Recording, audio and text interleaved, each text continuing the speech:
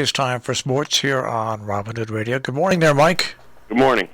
So I was all set to talk to you yesterday about 3 triple plays in a week and a half for the Yankees. Yes, the triple play they turned the other day was a standard, very well run triple play. The other 2 were full of base running errors. I guess I don't know what to say other than the fact that it's just a crazy year in Major League Baseball. Major League Baseball sucks. Yeah. That's what you can say. It's terrible. It's garbage. It's an unwatchable product.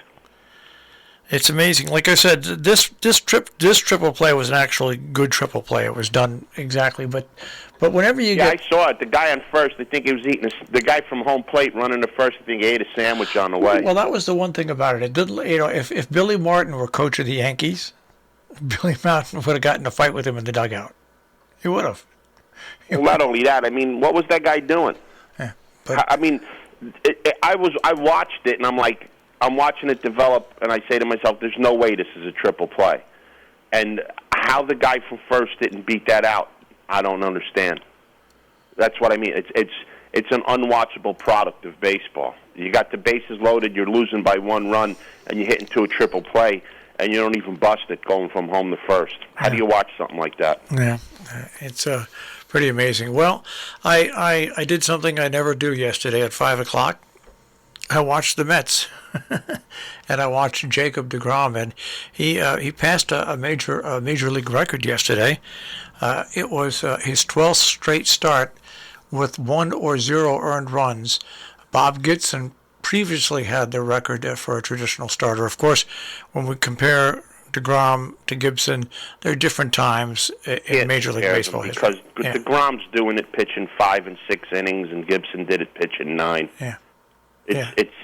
It's irrelevant, which brings me to the story I want to talk about today, which is the College World Series. And Jack Leiter, Al Leiter's son, is the messiah of pitching, as they call him. A couple of things. This kid goes 9 innings. This kid threw 114 pitches yesterday, okay? And when the geniuses on ESPN were confronted with the question of, why can Jack Leiter throw 114, 115, 120 pitches a game and the major leaguers can't? It was silent. And the answer that they gave him was, well, he gets more rest. Seriously? That's the answer you give these people? He can get more rest. Baseball's a joke. Baseball is nothing more than smoke and mirrors. Yet DeGrom's putting up fantastic numbers. Can you imagine Bob Gibson or Sandy Koufax being told all you have to do is pitch 5 innings? Yeah. What would their ERA be? 0.0001? It's ridiculous. And going back to this thing with Leiter, how they're saying how good he is. I didn't see him pitch a lot this year. I watched him yesterday. He's a good college pitcher. He isn't Dwight Gooden or Sandy Koufax. Jack Leiter's 21 years old, okay? In this year in college baseball, he gave up 14 home runs. He gave up 1 home run yesterday, which was a missile, and his team lost 1-0. So he gave up 14 home runs this year in college baseball as a 21-year-old pitcher. Here's Dwight Gooden's numbers as a 21-year-old pitcher. 2 years in the major leagues, he's 41-13, 23 complete games, ERA of 2, 11 shutouts, 544 strikeouts, and 20 home runs.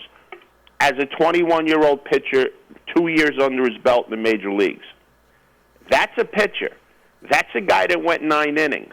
And the ESPN guy that said he gets longer rest, Eduardo Perez, maybe Eduardo should call up Dwight Gooden and ask him what the difference is in pitching now and then. Because the pitching now is absolutely terrible. When you have a 21-year-old kid in college that can throw 120 pitches a game, and you have guys in the major leagues getting paid $35 million a year, can only go 5 innings, something's drastically wrong with that pitcher. And now they've got umpires checking the pitchers when they come off the mound in the first inning to make sure they don't have anything to Total lunacy. Total lunacy. You know how you check? You know how you check if somebody's cheating? When you see an abnormal pitch, you look at the ball. Yeah. You look at the ball. You don't go out and say, okay, where's this, where's that, where's this? Okay, good. It's like walking into a classroom and the teacher says to you, okay, stand up, let me see, empty your pockets. You have any cheat notes? Okay, good, you're good. Let's go. And then the kid pulls out something from his shoe.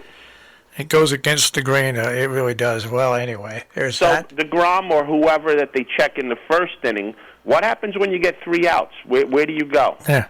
In the dugout, right? Yeah. And you were checked already, but now are you being checked every inning? No. It's a facade. It's all fake. Yeah. It's all fake. It's to say, look, people, we're doing our job. We're looking. No, they're not. They're putting on a show. It's a total joke. All right. Hey, the Islanders got wacky last night. Well, if you're going to lose, that's the way to lose. It's true, 8-0. I'm glad they got walloped because this way I was able to watch the baseball game, which I'm going to go back to again because there's another good, believe it, a lot of good stories out of that baseball game last night. Yeah, the Islanders got smoked 8-0. The game was over after like 2 minutes, and the good thing is that wasn't a deciding game in the series. They come home and play in the Coliseum tomorrow night, and it's a must-win situation for them. I think they could win. They played terrible yesterday. Yeah. They just played terrible, and if you're going to get smacked, it's a good thing to get smacked 8-0 because how many times you see these games flip around where the team scored eight goals or 8 runs the day before, and then the next day they can't score 1. So I think the Islanders have a pretty good chance in winning the game tomorrow night. All right. And so back to the baseball game. A super story. I mean, this is the baseball that people should be exposed to, but the media doesn't tell them anything. North Carolina State started their season 1-8. 1-8, turned it around. I think they finished like something like 36 and 16, something like that. Won the ACC tournament, won all their regionals, and they're 2-0 in the driver's seat at the World Series. They had a freshman pitcher last night who barely broke 90 miles an hour, basically a 2-pitch pitcher with change-ups and fastballs, dropped occasionally to throw him a different point of view coming from the sidearm, and had Vanderbilt eating out of his hands. It was a pleasure to watch this kid pitch last night. He set him up with change-ups. He set him up with fastballs. He pitched behind the batters the entire night. Just a pleasure to watch this kid. Leiter pitched well last night, gave up 1 home run. It was a 1-0 game, but it was baseball the way you're supposed to see it. It wasn't these guys just rearing back and throwing the ball down the middle saying, I hope you don't hit it and I hope you strike out. It was actually pitching. And if an 18 or 19-year-old kid in college, a freshman, can do it to one of the best teams in the country, why can't major leaguers do it? Yeah. I want to touch on one more thing before we go, and that is yesterday the Supreme Court really put a hurting on the NCAA, which makes millions and millions and millions and millions of dollars off of the athletes. They opened the door by saying that college athletes can be compensated. Now, folks, we're not talking about money here. This lawsuit wasn't about actual money. What it was about is, and the UConn Husky men's basketball program were one of the leaders in bringing this, they couldn't get a certain amount of meal money. They couldn't get a laptop computer. Like students sometimes can get laptop computers from the school and everything like that. College, these athletes, and yes, they did get a big benefit by getting a free ride, but still, it was the NCAA is just making so much money off these students, and totally not true, totally fake. Another fake news story. No. My nephew plays Division I baseball at a major college in the country. They get everything they want. I can't tell you how much paraphernalia he got from Adidas to wear. He gets computers, he gets tutors, he gets everything they want. This is nothing except about the money.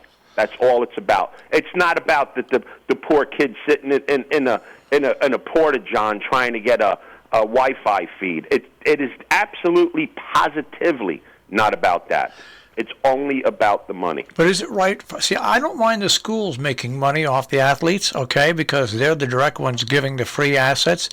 But the NCAA, to me, is just a money-grubbing, huge organization. Well, what sports league is it? You're right. You're right. No, you're What right. sports league is it? Yeah. And these colleges are giving students free education, which is priceless.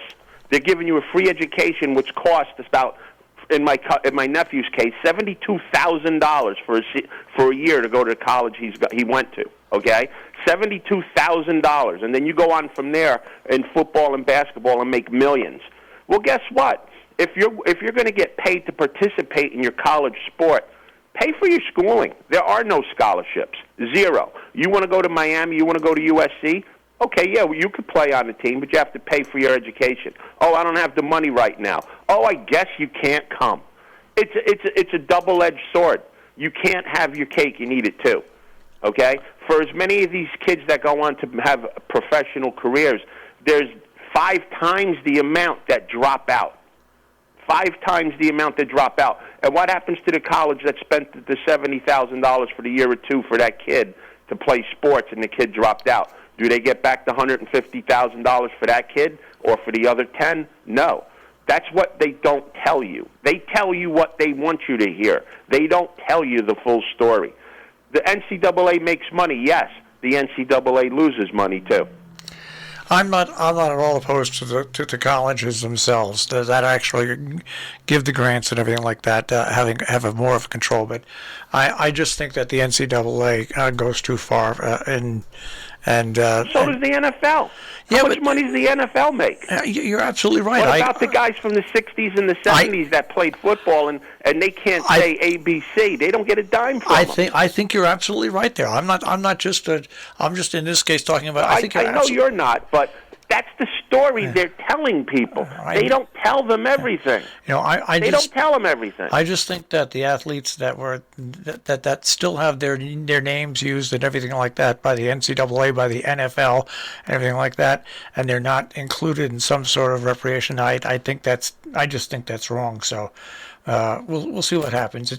I'm not necessarily against pay for play for college athletes, but if college athletes get paid to play, then they shouldn't get They're not scholarships. college athletes anymore. They're pros. They shouldn't get they shouldn't get scholarships if they get paid to play. Absolutely, 100%. Yeah. And go buy those books and buy those computers and pay for the tutor and do all that stuff. That's exactly right. I think that they could end this all very quickly by saying, okay, no scholarships. We will pay them for playing, and it'll be on a year-by-year basis, not a 4-year basis, a year-by-year basis. It can't be 4 years because they don't stay for 4 years. Well, that's what I'm saying. It's a year-by-year basis. Mm-hmm. And I think that would end the whole situation. And if it does, and I agree with what you're saying, just think of the can of worms that's going to be open when the college athlete has lawyers and they have their own union now that the colleges are screwing them. It's a Pandora's box you don't want to open. Yeah, but it'll open up a lot of other money for other students that want to go to college and can't afford to. That's the way I look But at it. here's the difference. Here's the thing. When you play pro sports, you're a professional athlete, right? Yeah. When you go to college, what are you? You're a student athlete. Yeah. You're a student athlete. Not an athlete student, a student athlete. That's what people don't understand. And it's all blown out of proportion by the media because the media make these kids something they're not. They're not professional athletes. How many first-round draft picks in the NFL that were supposed to be can't miss played in the NFL and did good? How many of them in baseball? How many of them in basketball? It's the media. The media is the root of the evil. It's not the NCAA and it's not the NFL. All right. Nice conversation this morning, Mike. Yeah, it's fine. Yeah, no, it's I love when we get into these more in-depth looks at the world of sports, which we can basically call the world of money. All right. It is. We'll check with you on Friday. Yes, sir. Take care, Good Mike. luck to the Islanders tomorrow. Yep. All right. Have a great day, guys.